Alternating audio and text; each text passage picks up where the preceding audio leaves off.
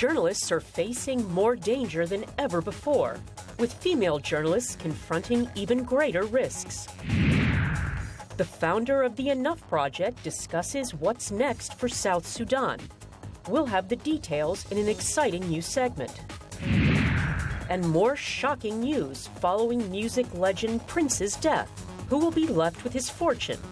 Africa 54 starts right now. Good evening and welcome. I'm Vincent Makori. This is Africa 54. Now, being a journalist can get you jailed or even killed in many countries. Two new reports released ahead of the United Nations Press Freedom Day on Tuesday, May the 3rd, say the media are facing greater pressure and more danger than in the past. VOA senior investigative analyst Jeffrey Young tells us female journalists can face even greater challenges. Two new reports from the NGOs Freedom House and the Committee to Protect Journalists say reporters are increasingly threatened by physical danger, harsh anti-press laws, or by force in many countries to avoid challenging governments or radical movements. The Freedom House report, titled The Battle for the Dominant Message, says news agencies presenting balanced reporting face stiff competition from other media outlets designed specifically to promote a political or radical religious agenda. It says the media environment in a growing number of countries is characterized by partisanship and polarization. The CPJ report, titled Attacks on the Press, spotlights the additional challenge a reporter faces if she is a woman. Here's CPJ's Dr. Courtney Radge. Women face specific threats, specific types of violence, which is often sexualized, and they face this type of violence both offline in the physical world, sexual assaults, discrimination at work, difficulty in getting assignments, and they face this online through trolling, sexualized harassment online. North Korea tops Freedom House's 2015 Not Free list. Turkmenistan and Uzbekistan are second and third. Eritrea is fifth and Equatorial Guinea eighth. More journalists are being killed. The CPJ reports 10 journalists have died since the beginning of this year. And these victims are not only war correspondents. Freedom House says writing about corruption, organized crime, religion, and environmental or land development issues can get reporters arrested or harmed. Syria led the world last year in the number of journalists killed, with 14. The Charlie Hebdo massacre of 8 cartoonists and editors in Paris pushed France into the number 2 spot. The East African state of Eritrea is rated the most censored country. North Korea and Saudi Arabia are second and third, with Ethiopia fourth. CPJ's Courtney Radge. So Eritrea and Ethiopia top the list because they have the most journalists in prison out of all countries in Africa. They restrict the internet. They have limited independent press. In fact, essentially no press. The rest of the top 10 most censored list include Azerbaijan, Vietnam, Iran, China, Myanmar, Burma, and Cuba. China has the dubious honor of having the most journalists behind bars. Sub-Saharan Africa presented a mixed picture in 2015. On the bright side, Burkina Faso decriminalized libel. Ivory Coast's private media market expanded and there were fewer attacks on those outlets. Togo opened up its media to opposition candidates in 2015, but at the same time, reintroduced prison terms for disseminating what authorities call false news. On the negative side, Freedom House says Ghana, previously the only country in Africa deemed free for media, dropped to partly free. In Burundi, last May's political crisis resulted in the shutdown of nearly all independent media. Kenya increased media pressure through new repressive laws and other intimidation. In Tanzania, 2 new laws strengthen restrictions on reporters. Freedom House's report lists 9 countries to watch in 2016. 3 are in Africa. In Egypt, we may be seeing the emergence of more critical reporting, but there are also indications of increasing moves by the state to enforce conformity. Zimbabwe is being monitored as the ruling party sorts out the question of who will succeed President Robert Mugabe. And Ghana appears to be increasing pressure on media in advance of elections later this year. Well, and Jeffrey Young now joins me in the studio. Welcome, Jeff. Thank you. I have to say that's a really great story. Thank you, sir. Now, we know that there are many other places where governments don't necessarily set rules to ban media or to make it even directly difficult for journalists to operate. But there are some indirect ways in which they can squeeze a journalist out of business or media houses out of business, right? Here's how the game plays. Someone opens up an independent media source, a TV station, a radio station, a website. Well, the government doesn't like what they're doing. The government doesn't move directly against that media outlet. But what they do is go to the advertisers and they say, no, I don't think that you're going to be advertising on that TV station anymore. And what they do by doing this is make them go bankrupt. They starve them out. So it's a way of suppressing opposition media without looking dirty, but it's still a dirty game. It still works. Absolutely. And then there are some of these very, very sometimes complicated rules to understand, like the laws on insulting the state. This is a grab bag that is presently being used a lot in Turkey, but it's also been used in African countries as well. You pass a law that says that if you criticize the government, that you are, quote unquote, insulting the state. And that's a criminal offense. In Thailand, it's insulting the king. You write something critical about the king, and the next thing you know, you're off to jail. And so it's so difficult to say, at what point is it insulting? I mean, what can you not say? Well, this is such a wonderfully vague area that if they want to do something, they can do it to you. And that's what the law is designed. It's meant to be a little bit undefined so that it's applicable to just about anyone, anytime. Any word. Anytime. Jeff, thank you very much for joining us today. And now, we did, that's Jeffrey Yang, who is our investigative analyst at Voice of America. Now, as we mentioned earlier, Egypt is a country to watch. To tell us more about the state of media in that North African country, we're joined by a reporter on the phone from Cairo for our safety. We will not identify her by name. Now, what concerns do journalists have in Egypt, if you may? So the situation is very fluid at the moment, and we're seeing a lot of change. In the 2 years following the 2011 revolution, there was a lot of press freedom, but now we're certainly seeing more and more restrictions on the press.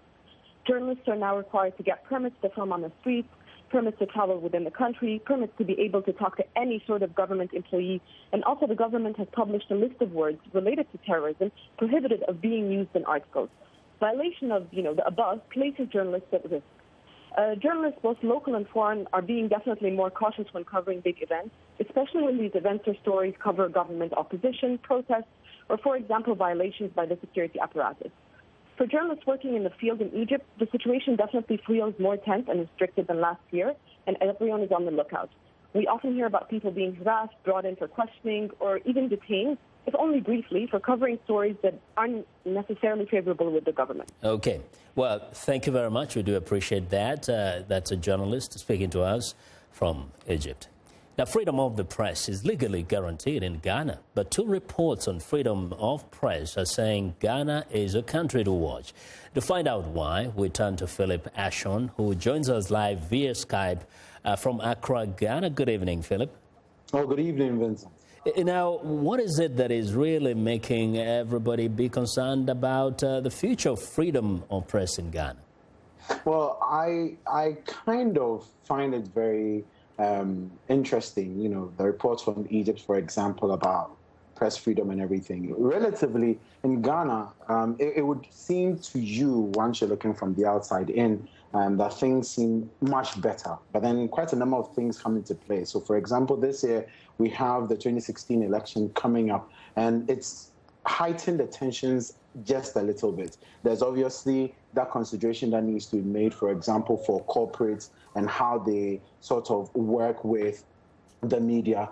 For example, we also need to have a look at the way government, has a certain connection with the media as well. So, for example, within this election year, you would have a situation where an opposition political party wants space on a particular radio station and will pay good money for it. But then, of course, the ruling party probably has access to more funds, so then they will get more mileage on on the particular radio station or TV station for that matter. So in that sense, that would probably get someone to wonder what exactly is going on. But I personally think that the professional training of our journalists and the ethics and the fact that they need to stick to the ethics sometimes and usually is a big problem. Well, Philip, thank you very much. That is Philip Asham reporting live via Skype from Accra in Ghana. Now, in Zimbabwe, the 2002 Access to Information and Protection of Privacy Act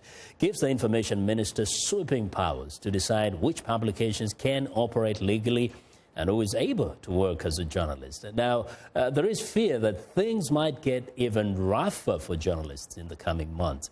For more, reporter Kuda Chideme joins us live via phone from Harare. Kuda, welcome. Thanks for having me. Yeah, now here's a question. What reasons are there to believe that things might get worse for journalists in Zimbabwe? So, actually, we started off on a bad note for journalists in Zimbabwe. With the press secretary, Jojaramba, coming out and threatening to shut down part of the media, saying that they should not meddle and affairs to do with state security and the military. So what the biggest critic said that the Zimbabwe journalists have is the Constitution of 2018. But, however, the challenge is that we have rules like the one that you just mentioned, the access to information and protection of privacy. The laws still have not been aligned to the new constitution. So on one hand, we have some leeway to operate, but there is the arbitrary arrest and the harassment that comes from the police with us. Well, indeed, reasons to be watching Zimbabwe in the coming months. Thank you very much, Kuda. And Kuda Chideme reporting live via phone from Harare in Zimbabwe.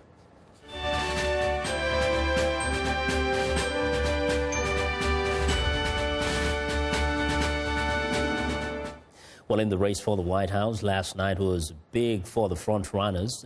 Republican Donald Trump and Democrat Hillary Clinton scored major victories Tuesday in the latest round of U.S. presidential primaries. Trump won all 5 contests in Connecticut, Delaware, Maryland, Pennsylvania, and Rhode Island. Clinton won victories in 4 of the 5 states, but lost in Rhode Island to rival Bernie Sanders.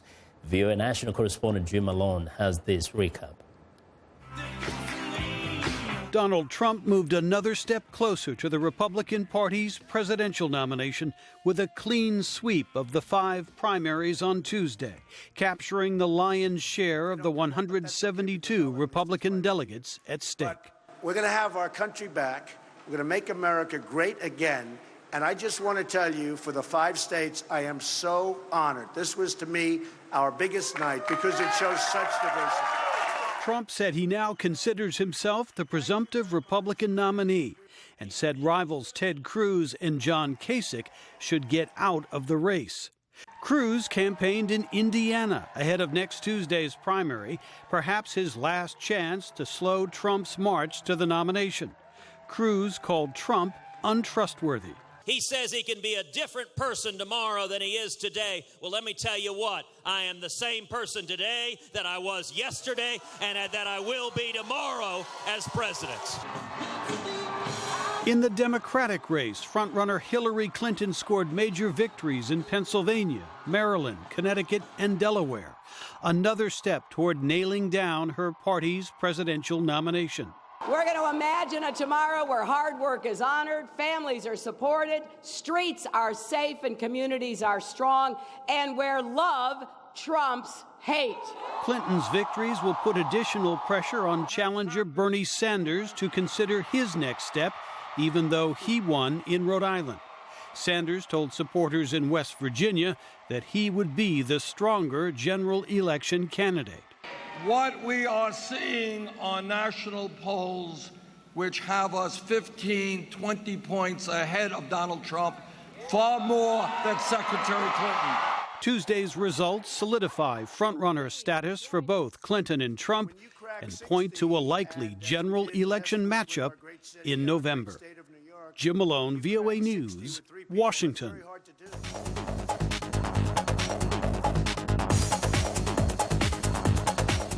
Well, in business news, iPhone maker Apple reports its first drop in revenue in 13 years. Now, with more on what's eating Apple, Africa 54 business correspondent Jill Malandrino joins us live from New York. Hi, Jill. Hey, Vincent. We have to remember that all companies go through an evolutionary process, and stock prices cannot go up forever. Apple is evolving to a services type of company rather than just relying on iPhone and iPad sales. You can only innovate so much on these products when the competition is either producing comparable and, in some cases, superior smartphones at much more affordable prices. So perhaps Apple should focus more on rapidly expanding emerging markets, right? Vincent, you are exactly right. And I believe this is where Apple could pick some low-hanging fruit. In other words, could find some obvious opportunities. Just look at Africa, the fastest growing and largest region adopting mobile technology. Apple's popularity doesn't translate into sales in Africa because of the stiff competition from cheaply priced smartphones.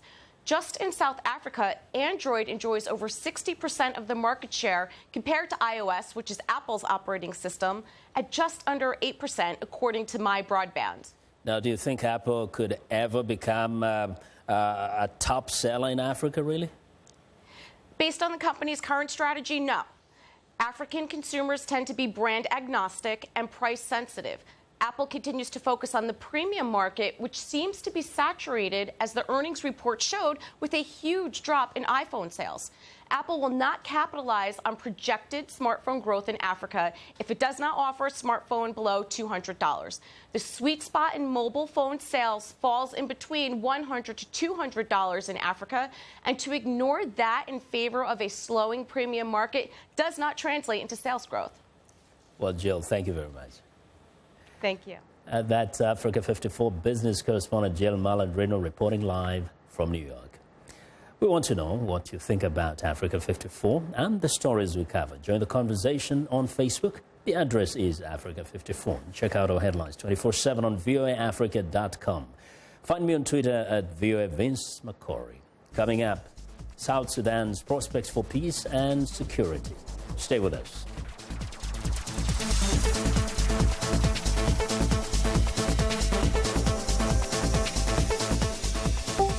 Facebook, Twitter, Instagram. They tell you what people are talking about. So for an in-depth look at the stories trending high on social media, turn to #VOA. It's not your typical talk show. From politics to pop culture, #VOA brings in the people leading the conversation, engages the audience, and gets answers to your questions. #VOA. Smart talk for smart people.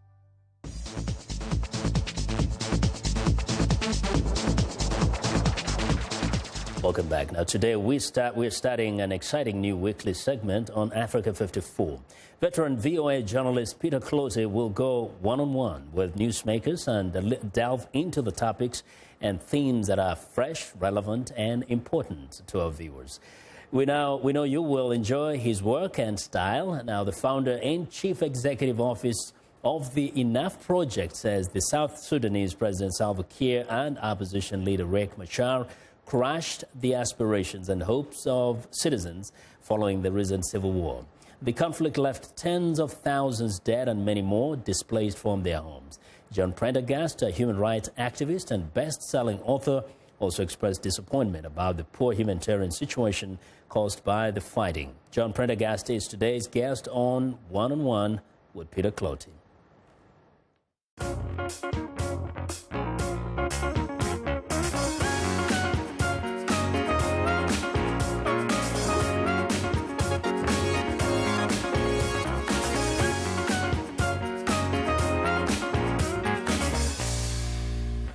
Now, you were in South Sudan recently last year. If I may ask you, what were your takeaways? What's first, it's just devastating to see how much folks that thought within their own independent country that they would have a chance at a brighter future, and how that's just been crushed by the leadership of the government and the rebellion.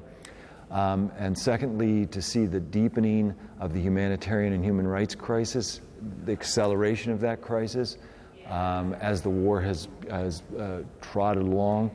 Those are really, I mean, it's devastating to see for the civilian population. Now, one of the objectives of Enough Project is to prevent genocide and human rights violations, among other things.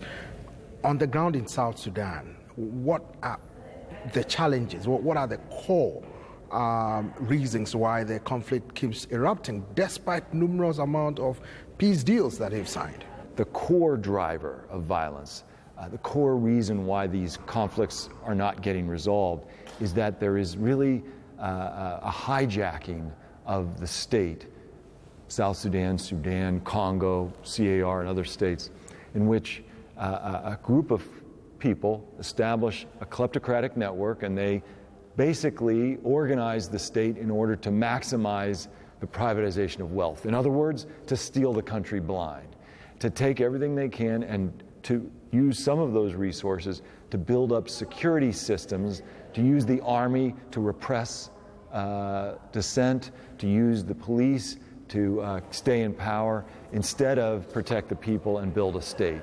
Now, before President Obama went to Africa, you wrote an op-ed in the Times and you called on him to help tackle Africa's hijacked states.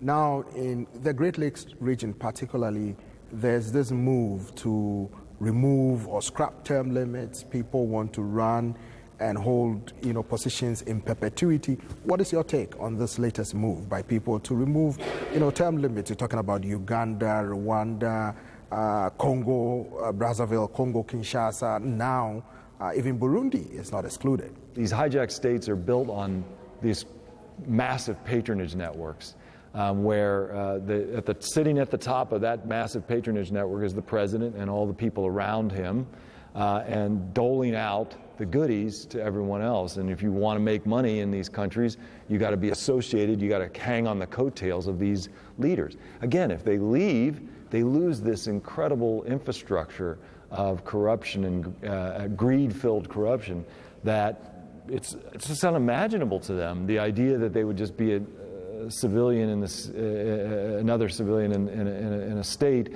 in which they weren't at the top of the food chain. So with this political dynamics going on, with term limits being scrapped and all that, with the refugee and the conflict going on, how challenging is your work in Africa? There's gold and oil and diamonds and ivory and all other kinds of natural resource wealth to be captured by these kleptocrats at the top.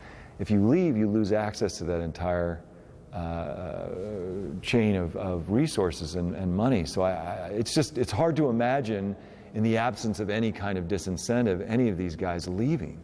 So what has to happen, of course, is that the international community has to back up its words, its rhetoric, democracy, human rights, and create true consequences for people who are willing to steal the resources of their country and use violence to maintain power. And we're not doing that. Lastly, in 5, 10, 15 years to come, what are your expectations for Africa? What do you want to see in Africa, and as well as your work? We'd like to see real, biting, significant consequences for leaders who are willing to steal their country blind, who are willing to use violence to stay in power, and who are willing to subvert democratic institutions in order to extend their rule. So when we start to see the kind of attention paid to those human rights violations in the same way that we've seen it with respect to countries like Syria and Iran and North Korea, when we start to use the same foreign policy tools that would actually make a difference in supporting peace and human rights in Africa, I think that's the future that I dream of.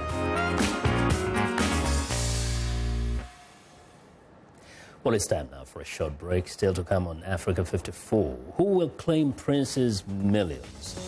We'll be right back.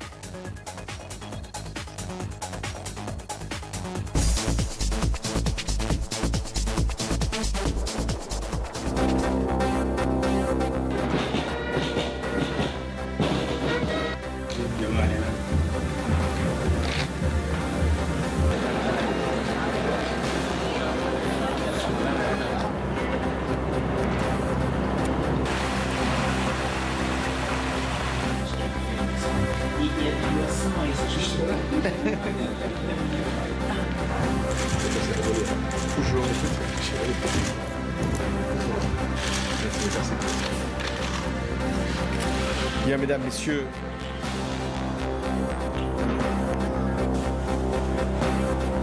Ah, tem um meu. Isso.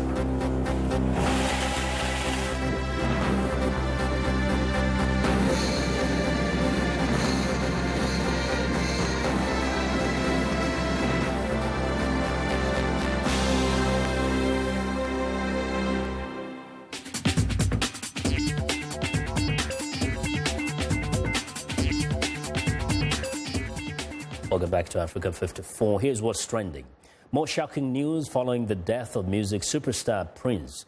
And according to his closest known survivor, younger sister Tyka Nelson, the legendary artist did not have a will. Nelson filed documents in a Minnesota court Tuesday petitioning for the appointment of a special administrator to oversee the distribution of Prince's estimated $300 million fortune to her and potential other relatives. Not only is Prince's existing music catalog worth millions of dollars and expected to increase in value, but there is also the promise of the existence of a vault containing decades worth of recordings that have never been heard. Well, next up, a shift in family policy creates a new consumer demand. After China announced an end to its controversial one-child policy last October, families have started to grow larger, and their taste in vehicles has begun to grow too. 7-seater vehicles rolled out by automakers in the past year have enjoyed a boost in popularity. At this year's Beijing Auto Show, automakers are exhibiting an avalanche of new sports utility vehicles ranging from $6,900 compacts to more upscale models with heated seats and video players. Sales of SUVs in China soared 52% last year, the only product segment still growing in the world's largest market. As many as 50 new SUVs are due to be launched in China this year by global and Chinese brands. Well, and finally, it is one of the most successful and most played video games of all time. And now Tetris can be played on a 15-story building at the University of Kiel campus in northern Germany. 4 students have dedicated a year of their bachelor's degrees to creating the display, which is 22 meters wide and 55 meters high. The resolution is not great compared to most smartphones, but it's certainly enough for Tetris. 2 other games have been added, Snake and Pong, and the students are working on adding more. To the total budget for the project, called Project Lighthouse, was around $34,000, and it was funded entirely by donations. The creators of the display did not get paid. And that is what is trending, and that's our show for today. Have a good night.